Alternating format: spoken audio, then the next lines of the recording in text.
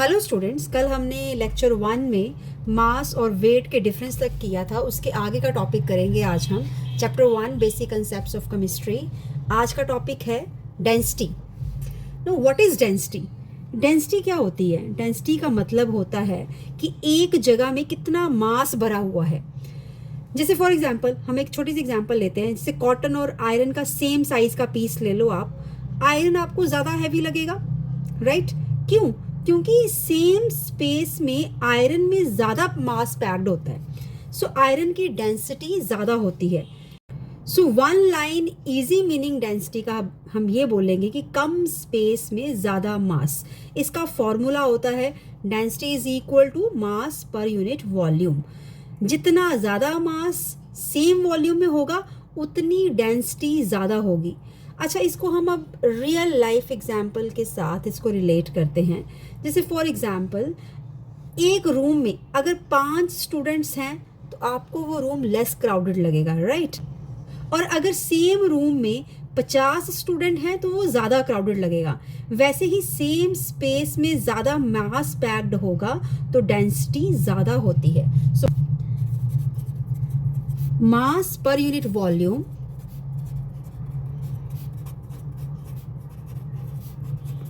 is called density. इसका formula है D is equal to M upon V. D is density, M is mass, V is volume. हम इसमें एक example note down कर लेंगे। Iron has more density than cotton. जैसे कि मैंने आपको एक्सप्लेन किया है, because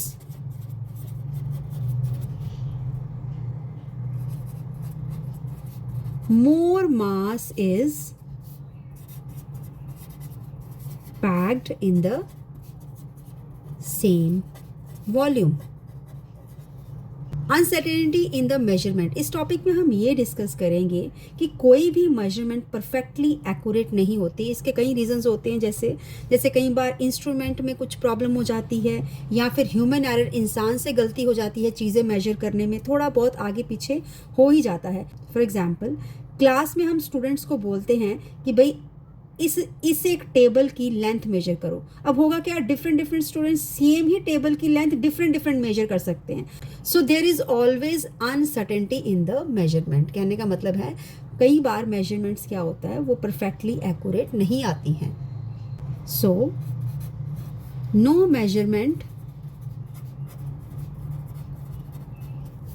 is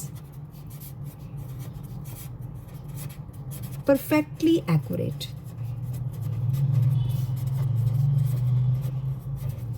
because of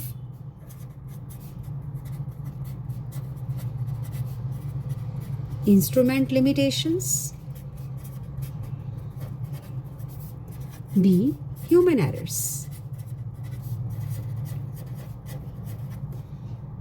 so next topic is significant figure. जैसे कि हमने लास्ट टॉपिक में पढ़ा कि there is uncertainty in the measurement of the figures. So for that measurement की एक्यूरेसी शो करने के लिए हमें सिग्निफिकेंट फिगर्स का यूज करना पड़ता है। Significant figures show accuracy of measurement, जिसको मैं एक्सप्लेन करूंगी वन बाय वन। जैसे कि इसके कुछ रूल्स हैं।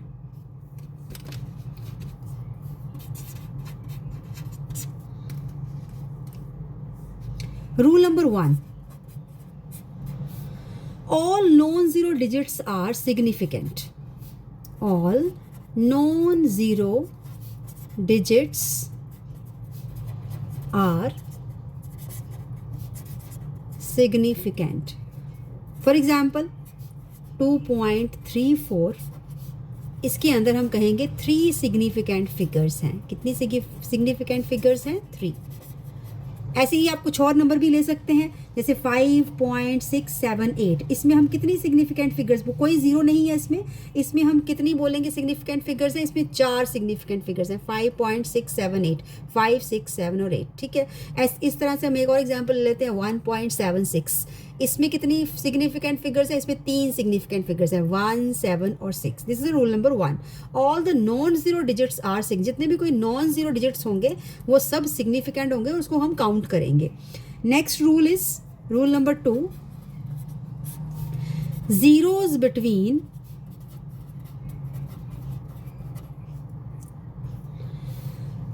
non-zero digits, zeros between non-zero digits are significant। अगर नॉन जीरो डिजिट्स के बीच में कोई जीरो आता है तो उसको हम सिग्निफिकेंट फिगर मानते हैं। फॉर एग्जाम्पल जैसे हम ले लेते हैं 2.004।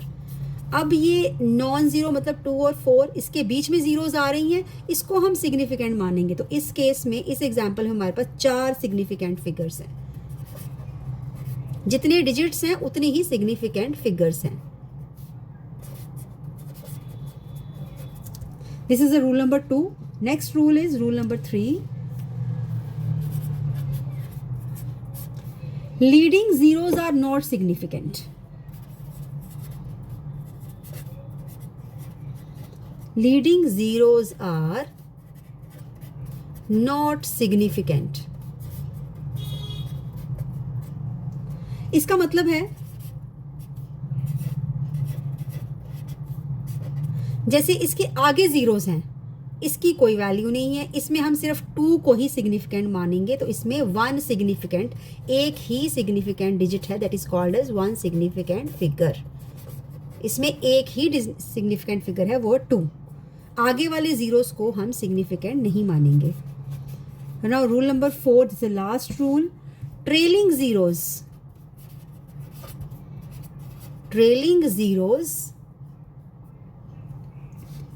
after decimal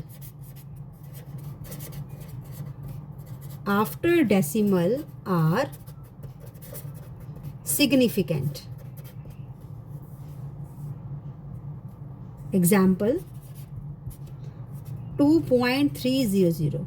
अब इस डेसिमल के बाद लास्ट में आ रही हैं जीरोस, तो इसमें हम इन जीरोस को हम कंसीडर करते हैं और इसमें हम लेंगे हमारे पास 4, 1, 2, 3, 4 सिग्निफिकेंट फिगर्स हैं, राइट। अगेन यहाँ पे साइड 2.34, 1, 2, 3, 3 सिग्निफिकेंट फिगर्स हैं। इसमें जीरोस बीच में है तो हम इसको लेंगे 1, 2, 3, 4 सिग्निफिकेंट फिगर्स हैं। इस एग्जाम्पल में जीरोस आगे लगी हैं तो इसको नहीं लेंगे हम। लास्ट वाला एक ही नंबर है नॉन जीरो 2, उसको हम एक लेंगे, दैट इज 1 सिग्निफिकेंट फिगर। अगर जीरोस एंड में लगी हैं तब हम सब जीरोस को काउंट करेंगे, 1, 2, 3, 4।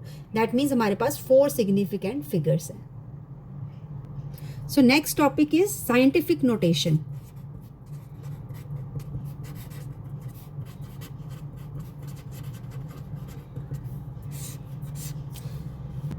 बहुत बड़े बड़े नंबर्स को नॉर्मल फॉर्म में लिखना हमारे लिए कभी कभी डिफ़िकल्ट हो जाता है। जैसे हमारे पास कोई नंबर हो 6.022 इंटू 10⁻23।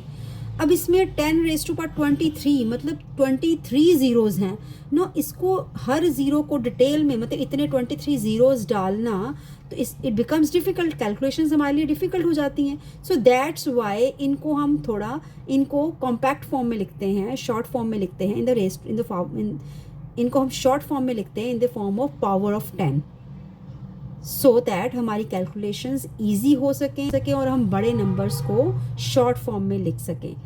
वेरी लार्ज और very small numbers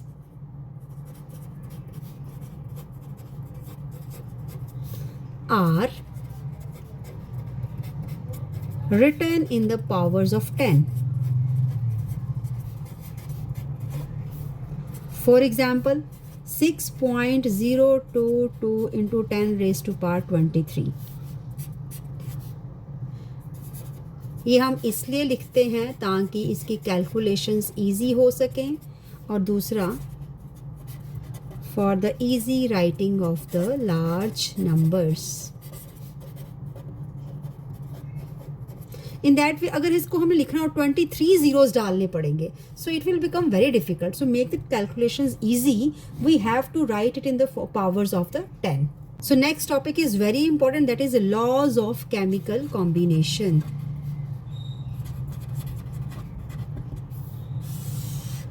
These are of two types.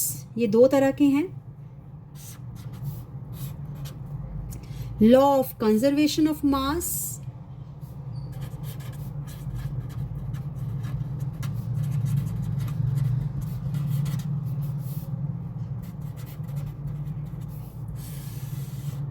दूसरा है law of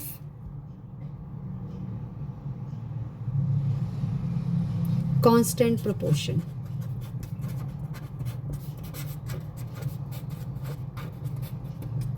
proportions, law of constant proportions. ठीक है. अब law of conservation of mass को समझते हैं. It is very simple. इसके अकॉर्डिंगली एंटोइन लेवोसियर ने ये दिया था. इसके accordingly mass can neither be created nor be destroyed.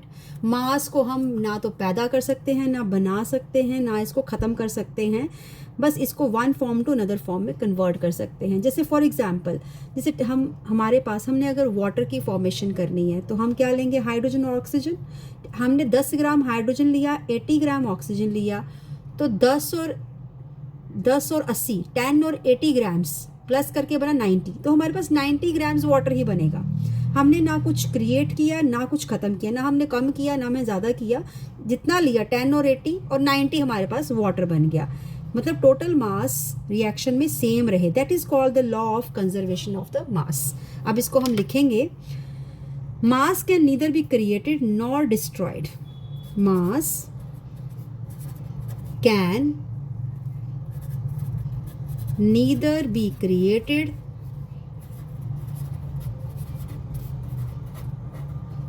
nor destroyed in a chemical reaction. It was given by Antoine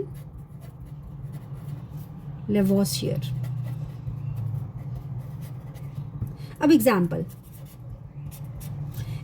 है, जैसे हम 10 gram of hydrogen plus 80 gram of oxygen, तो हमारे पास कितने ग्राम ऑफ वाटर बनेगी, 10 plus 80 that is 90 grams of water. But total mass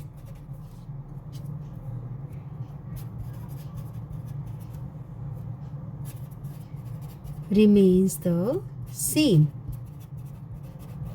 So that is the law of conservation of mass. First law, laws of chemical combination दो तरह के होते हैं. law of conservation of mass, law of constant proportions. law of conservation of mass क्या है, mass can neither be created nor be destroyed in a chemical reaction given by Antoine Lavoisier. Example है 10 gram hydrogen plus 80 gram oxygen which gives 90 grams of water, right? So second law हम करेंगे law of constant proportions. अब law of constant proportions क्या कहता है कि किसी compound में एलिमेंट्स हमेशा फिक्स्ड रेशियो में प्रेजेंट होते हैं. It was given by Joseph Proust. और इसमें हम इसको कैसे एक्सप्लेन करेंगे. फॉर एग्जाम्पल हमारे पास वाटर मॉलिक्यूल है, ठीक है. इसमें वाटर में एटॉमिक मास हाइड्रोजन का 1 होता है, ऑक्सीजन का 16 होता है. अब वाटर में 2 हाइड्रोजन एटम्स होते हैं, तो टोटल हाइड्रोजन मास कितना हो गया, 2 × 1 = 2.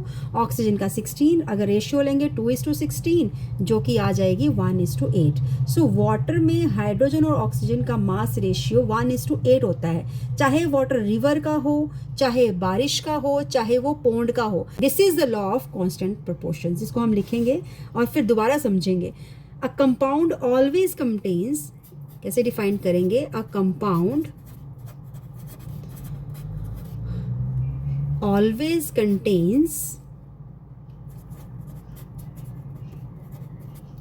Same elements in fixed ratio.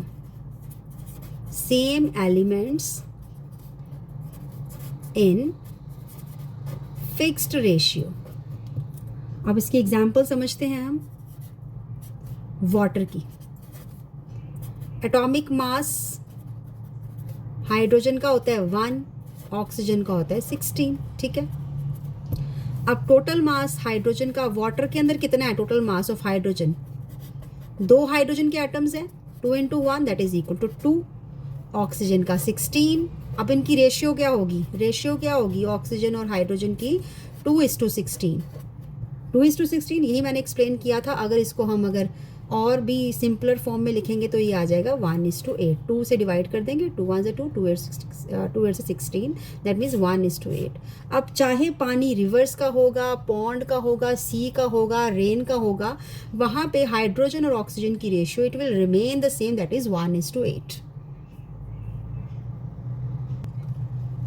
So next topic is Dalton's atomic theory. Dalton's atomic theory. अब डॉल्टन्स ने इन लॉज को एक्सप्लेन करने के लिए एटॉमिक थ्योरी दी, जिसके हम मेन 5 पॉइंट्स करेंगे विच आर वेरी इंपॉर्टेंट। सो हम इसको एक्सप्लेन करेंगे ना। Matter is made of atoms, कहने का मतलब है कि हर सब्सटेंस जो है टाइनी पार्टिकल से मिलकर बना होता है, बड़े छोटे पार्टिकल से मिलकर बनता है, जिसको हम एटम्स कहते हैं। जैसे फॉर एग्जांपल पानी किससे मिलकर बना, हाइड्रोजन एटम और ऑक्सीजन एटम से। अब ऑक्सीजन गैस है, ये किससे बनी है, ऑक्सीजन एटम से बनी है। So that is why matter is made of atoms. Number 2 is atoms are indivisible. इसका मतलब क्या होता है कि केमिकल रिएक्शन के टाइम एटम्स टूटते नहीं हैं, सिर्फ रीअरेंज होते हैं। फॉर एग्जांपल अगर वाटर की रिएक्शन देखें, इसमें हाइड्रोजन और ऑक्सीजन जो है वो डिस्ट्रॉय नहीं होते हैं, वो कंबाइन करते हैं और नया कंपाउंड बनाते हैं।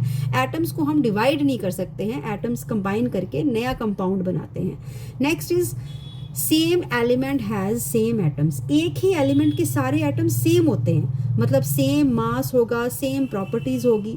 फॉर एग्जाम्पल सारे हाइड्रोजन एटम्स, इनकी सबकी प्रॉपर्टीज सेम होगी। जैसे ऑक्सीजन एटम्स ले लें, इन सभी की प्रॉपर्टीज सेम होंगी, सभी ऑक्सीजन एटम्स वो सेम ही रहेंगे। अगला है, नेक्स्ट है different elements have different atoms. For example जैसे डिफरेंट एलिमेंट्स के एटम्स अलग होते हैं, उनका मास, उनकी प्रॉपर्टीज़ भी अलग होती हैं। जैसे हाइड्रोजन एटम है और ऑक्सीजन एटम है, ये एक दूसरे से डिफरेंट है। हाइड्रोजन एटम ऑक्सीजन एटम से डिफरेंट है, इसका मास भी अलग है, इसकी प्रॉपर्टीज़ भी अलग है। इसका मतलब ये है कि different elements have different atoms.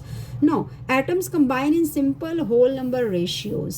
For example water किससे मिलके बनता है, वाटर का फॉर्मूला है H2O। 2 हाइड्रोजन एटम है और 1 ऑक्सीजन एटम है, ठीक है। तो इनकी कॉम्बिनेशन की रेशियो क्या है, 2:1। अब कार्बन डाइऑक्साइड है, इसमें क्या है, इसमें कार्बन 1 है, ऑक्सीजन के 2 एटम्स हैं, तो इनकी रेशियो क्या है, 1:2। दिस इज ऑलवेज फिक्स्ड, ये हमेशा फिक्स रहती है। Thank you.